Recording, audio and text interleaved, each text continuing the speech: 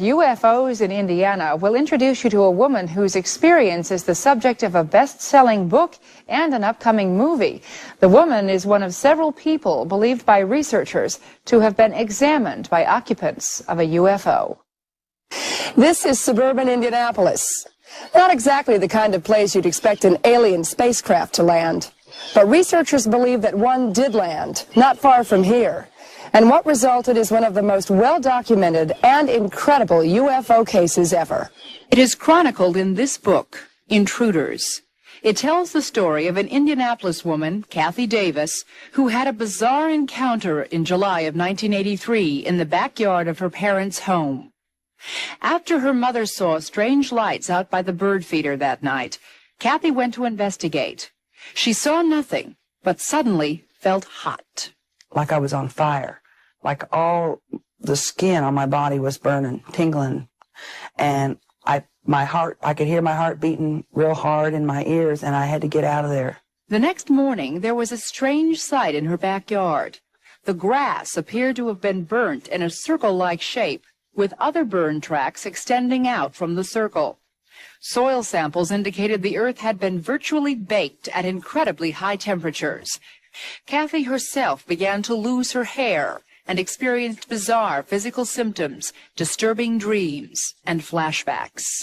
It wasn't until Kathy sought professional help for her unexplained physical and emotional problems that she remembered, under hypnosis, what happened that night in the backyard. I remembered a pulling on my arm like I was being tugged down, and then a real sharp pain in my ear that seemed to go all the way through my head.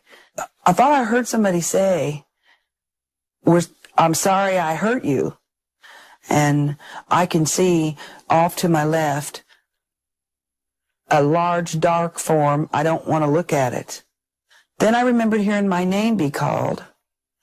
I remembered hearing a voice, and again like a knowing, saying that it was time to go, goodbye.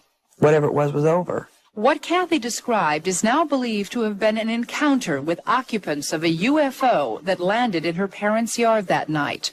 Her experience, which is supported by the landing traces in the backyard and by neighbors who felt shaking, saw lights, and experienced a loss of electricity that night, is similar to the experiences of at least 200 other people that we know of, possibly more that we don't. Either these things are happening as people think they are, as they report they are, as we seem to find in regressive hypnosis that they are, or there's something extremely interesting about human people, about their minds, about the human species that we haven't begun to understand.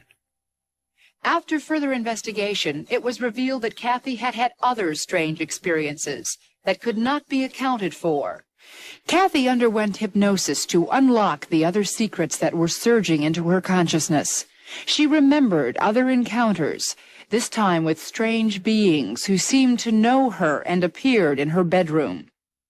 Somehow they were standing by my bed, one behind the other, and they moved and spoke in unison, and they had a black box, small black thing with either a red light on it or in it, with a hole in it, I'm not sure.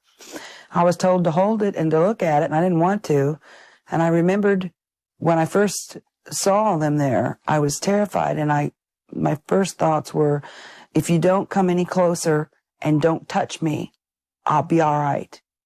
In an attempt to come to grips with her experience, Kathy fashioned a clay model of her bedroom visitors and drew a sketch, only to discover that other people had reported the same experience and had drawn the same sketch.